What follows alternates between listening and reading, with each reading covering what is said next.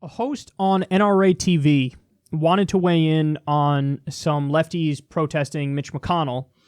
Now, his wife, Elaine Chao, was present at the protest, and she kind of fired back at these protesters and said, "Leave my husband alone."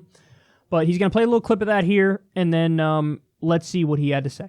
Yes, Maxine has seen the fruits of her hate speech grow, ripen, and get picked straight from the tree. This attack on two government leaders is a result of her direct call to action to go and harass people, and it will turn violent. And I'll tell you, there may be no violence. There's the threat, and they are becoming more and more common. The violence will come. You watch. We've already seen it before. Just think about the shooting of Republican congressmen out practicing baseball. You think about the Black Lives Matter march here in Dallas, where a sniper kills 5 police officers. They are violent. This is proof. The rhetoric has been upped. I'm frightened for anybody out there who speaks up about this. If this was Hillary Clinton or Elizabeth Warren harassed like that, can you imagine? They'd be put in jail. And they should be, really. I'd be one calling for it. Like these violent socialist intimidators, they should be jailed too. You can hear the distress in Elaine Chao's voice. Elaine Chao, she's an immigrant, by the way.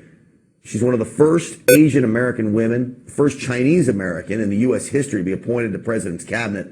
And that's Mitch McConnell, her husband, by the way, who they call a racist anti-immigrant senator.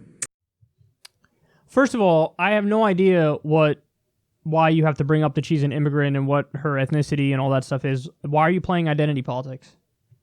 Doesn't matter. Doesn't matter what if she's an immigrant or what her ethnicity is. I don't care. Nobody should care. This has got nothing to do with what they're protesting. So what are you doing? Why are you bringing up... See, okay, that frustrates me to no end.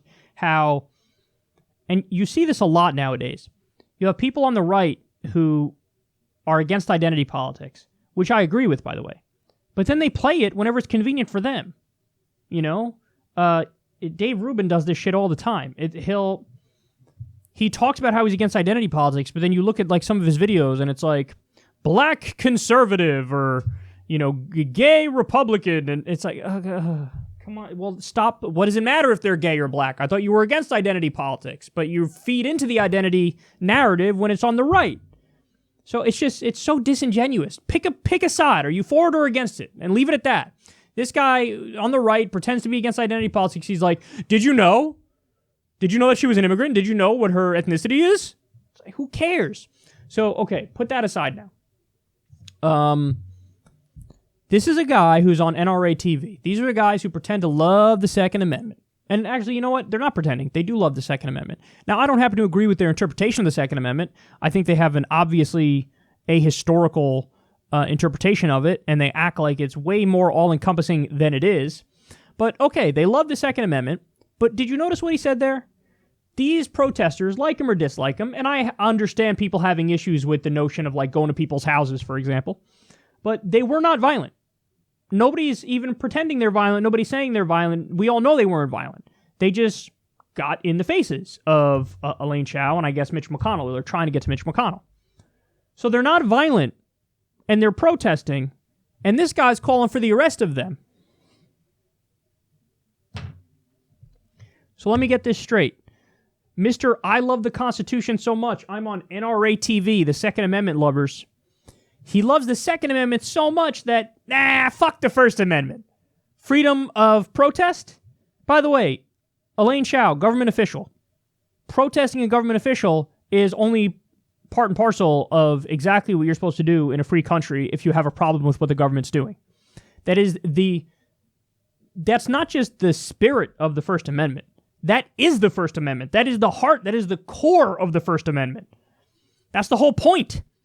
So Mr. I love the Second Amendment is not so hot on the First Amendment, which is, again, it's fucking amazing to me. Like, as I watch this clip, I'm like, really? You didn't see that contradiction?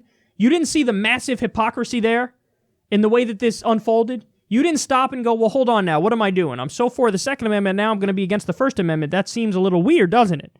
That didn't occur to you? These guys are unbelievable. Like, just stop.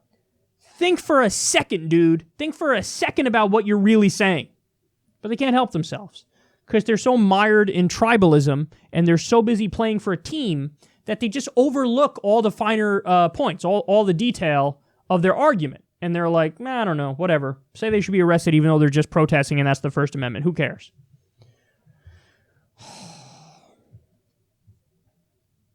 This irony happens over and over again with the NRA TV people. I've seen this before, where they advocate for not being in favor of other parts of the Constitution. If you want to really make your Second Amendment argument, your constitutional argument, and rest on that every time there's a shooting, at least be consistent with the other amendments.